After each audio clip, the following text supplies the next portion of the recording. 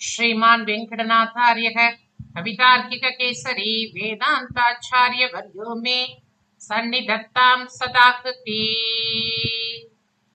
ஸ்ரீ கமலாலயோபல கருட சதகம் என்கின்ற ஸ்ரீ க்ஷேமகாரி சதகம்.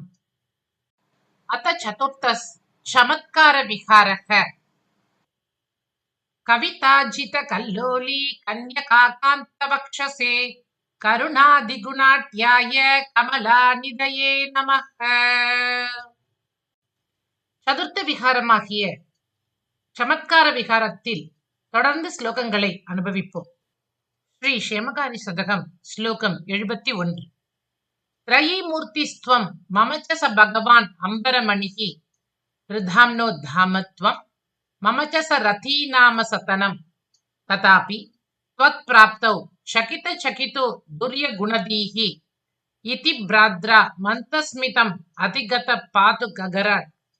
த்ரயீமூர்த்திஸ்த்வம் மமச ச ச பகவான் அம்பரமணிஹி த்ரிதாம்னோ தாமத்வம் மமச்ச ச ரதீநாம சதனம் ததாபி த்வத் பிராப்தௌ சகித சகிதோ துர்ய குணதீஹி இதி பிராத்ரா மந்தஸ்மிதம் அதிகத பாது ககராட். சூரியனின் தேரோட்டியான அருணன் தன் தம்பியான கருடனை நெருங்கி உரையாடுகையில் ஒரு கருத்தை சொல்லி புன்முறுவல் பூப்பதாக ஒரு அழகான நிகழ்ச்சியை இந்த ஸ்லோகத்தில் சித்தரித்துள்ளார் சுவாமி.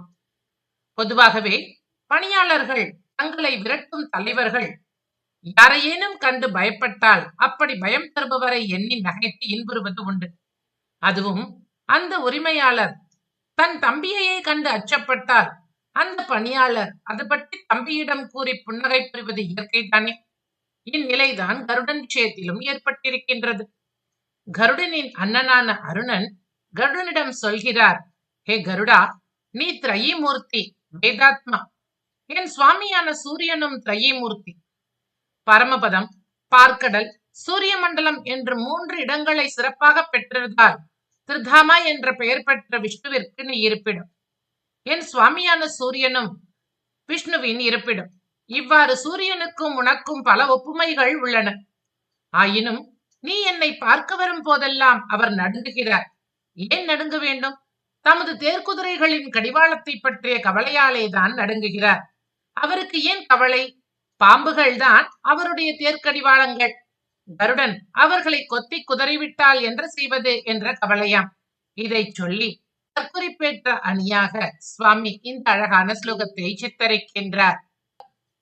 த்ரயீமூர்த்திஸ்த்வம் மமச்ச ச பகவான் அம்பரமணிஹி த்ரிதாம்னோ தாமத்வம் மமச்ச ச ரதீநாம சதனம் ததாபி த்வத் பிராப்தௌ சகித சகிதோ துர்ய குணதீஹி இதி பிராத்ரா மந்தஸ்மிதம் அதிகத பாது ககராட். ஸ்லோகம் 72. ஷாகா பங்காத் வட பரிஹிருதிம் க்ளுப்தவான் கிம் த்வமேதத் ஞாத்வா ருத்ரோ வடதருதலே நர்த்தனம் சம்பிதத்தே யத்ரா பூவன் உரக நிவகா நிர்பயா அங்கலக்னா நிருத்தான் நுத்யன் மணியுத பனாலோக தூதாந்தகாராஹ. ஷாகா பங்கா வட பரிஹிருதிம் க்ளுப்தவான் கிம் த்வமேதத் ஞாத்வா ருத்ரோ வடதருதலே நர்த்தனம் சம்பிதத்தே யத்ரா பூவன் உரக நிவகா நிர்பயா அங்கலக்னா நிருத்தானுத்யன் மணியுத பனா லோக தூதாந்தகாராக. சிவபெருமான் அடர்ந்த ஆலமரத்தின் கீழ் நர்த்தனம் செய்கின்றார்.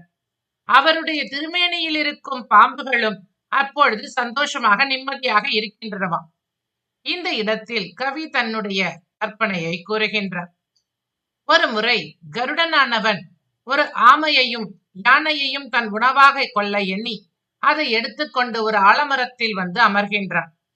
ஆனால் அதனுடைய எடை தாங்காததால் அந்த ஆலமரத்தின் கிளை முறியவே அதில் தொங்கிக் கொண்டிருந்த வாலகில்ய மகரிஷிகளுக்கு எவ்வித துன்பமும் ஏற்படாத வண்ணம் கருடன் அந்த ஆலமர கிளையை தாங்கிக் கொண்டு அதை ஒரு இடத்தில் பத்திரமாக வைத்தார்.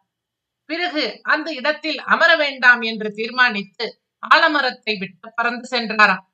இதை கண்ட சிவபெருமான் இனிமேல் கருடன் இந்த இடத்திற்கு வரமாட்டான் என்பதை அறிந்து ஆலமரத்தின் கீழே நர்த்தனமாடுகிறான். அவனுடைய சரீரத்தோடு சேர்ந்து இருக்கின்ற பாம்புகள் தன் படத்தில் இருக்கும் மணிகளின் ஒளியாலே இருட்டை நீக்கிக் கொண்டு கருடன் இனி வரமாட்டான் என்ற எண்ணத்தில் பயமற்றவையாக இருக்கின்றது.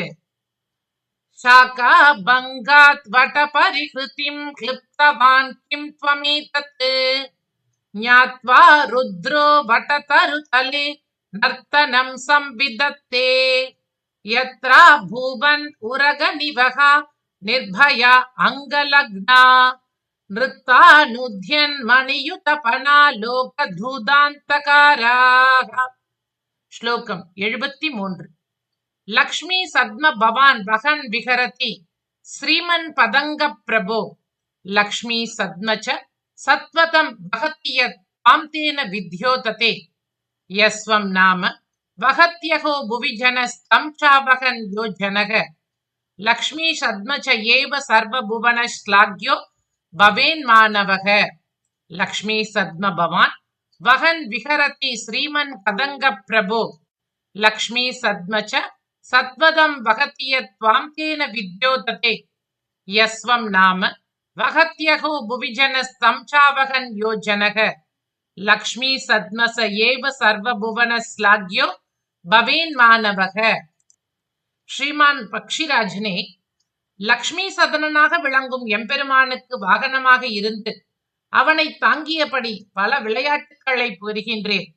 சத்வகுணத்தை வளர்க்கக்கூடிய க்ஷேத்திரமாகிய நாச்சியார் கோயில் தங்களை தாங்கி அதனால் சிறப்பு பெற்று விளங்குகின்றது. இதிலிருந்து தம்மை தாங்குபவரை பிரதியாக தாமும் தாங்கினால் மகாலட்சுமி எப்போதும் அவர்களிடம் இருப்பாள் என்பது புரிகின்றது. லக்ஷ்மி சத்ம பவான் வகன் விஹரதி ஸ்ரீமன் பதங்க பிரபோ லக்ஷ்மி சத்ம ச சத்வதம் வஹதி யத் த்வாம் தேன வித்யோததே यस्वं नाम वहत्यहो भुवि जनस्तं चावहन् यो जनः लक्ष्मी सद्म स एव सर्वभुवन श्लाघ्यो भवेन् मानवः. श्लोकम् 74. पुराण पुंसो वहनं विदन्वन् वयोधिकस्सन् विनतात्मजातः दृशन्मयो दण्डधरोऽस्त्यहीनां स्थितिं गतस् क्षीरदिभु गृहान्तः. पुराण पुंसो वहनं विदन्वन् वयोधिकस्सन् विनतात्मजातः दृशन्मयो दण्डधरोऽस्त्यहीनां स्थितिं गतः क्षीरदिभु गृहान्तः. இந்த ஸ்லோகம் ஒரு அழகான ஸ்லேடையணியாக அமைந்திருக்கின்றது. தங்களுடைய முன்னோர்களை யார் தாங்குகிறார்களோ அவர்களின் வயதான காலத்திலும் அவருடைய பிள்ளைகள் அவர்களிடம் பணிவுடன் இருந்து பணிவிடை செய்வார்கள். அவர்கள் கல் போல இருக்கலாம், அதாவது ஓடி ஆடி வேலைகள் செய்யாமல் நிம்மதியாக ஓய்வெடுக்கலாம். அவர்கள் கையில் தண்டம் ஏந்தி இருப்பார்கள். அதை போல அவருடைய வாரிசுகள் அவர்களை உடனிருந்து தாங்குவார்கள். அவர்கள் கடல் போன்ற வீட்டில் பால் பொங்க பொங்க வாழ்வார்கள். இந்த ஸ்லோகத்தில் பயன்படுத்தப்பட்ட சொற்களை அப்படியே கருடனுக்கும் பொருந்தும்படி சுவாமி அமைத்துள்ளார். புராண புருஷன் என்ற சொல் முன்னோர்களை மட்டுமின்றி ஊழி முதல்வனான எம்பெருமானையும் குறிக்கும். அந்த புருஷனை தாங்கக்கூடியவராகிய கருடன் சிரஞ்சீவியாக, நீண்ட ஆயுள் கொண்டவராக, பறவைகளின் தலைவராக விளங்குகின்றார்கள். கல்லாலான திருமேனியுடன் கல்கருடனாக இங்கு காட்சியளிக்கின்றார். பாம்புகளை தண்டிக்கும் தண்டத்தை தன் திருக்கையில் ஏந்தியுள்ளார். பார்க்கடலின் மகளான பிராட்டியின் ஊராகிய நாச்சியார் கோவிலில் சீரோடும் சிறப்போடும் எழுந்தருளியுள்ளார்.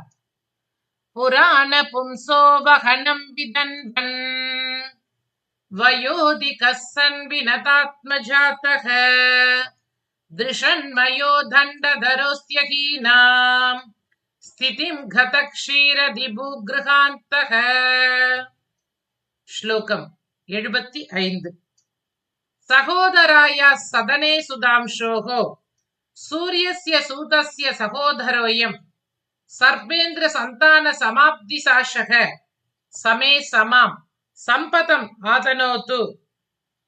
सहोदराय सदने सुधांशोः सूर्यस्य सूतस्य सहोदरोऽयं सर्पेन्द्र संतान समाप्ति साशः समे समां संपतम् आतनोतु. அமுதை பொழியும் சந்திரனின் சகோதரியான மகாலட்சுமியின் இருப்பிடமான நாச்சியார் கோவிலில் திகழும் சூரியனின் தேரோட்டியான அருணனின் சகோதரனும் பாம்புகளின் தலைவனாகிய வாசுகியின் சந்ததியை முடிப்பதில் ஆசை கொண்டுள்ளவருமான கருடன் அடியேனுக்கு அனைத்து சம்பத்துக்களையும் அருளட்டும். சகோதராய சதனே சுதாம்சோஹோ சூரியஸ்ய சூதஸ்ய சகோதரோயம் சர்வேந்திர சந்தான சமாப்தி சாஷக சமே சமாம் சம்பதம் ஆதனோது. கவிதார்க்கிக சிம்ஹாய கல்யாண குணசாலினே ஸ்ரீமதே வெங்கடேஷாய வேதாந்த குரவே நமக. ஸ்ரீமதே நிகமாந்த மகாதேசிகாய நமக.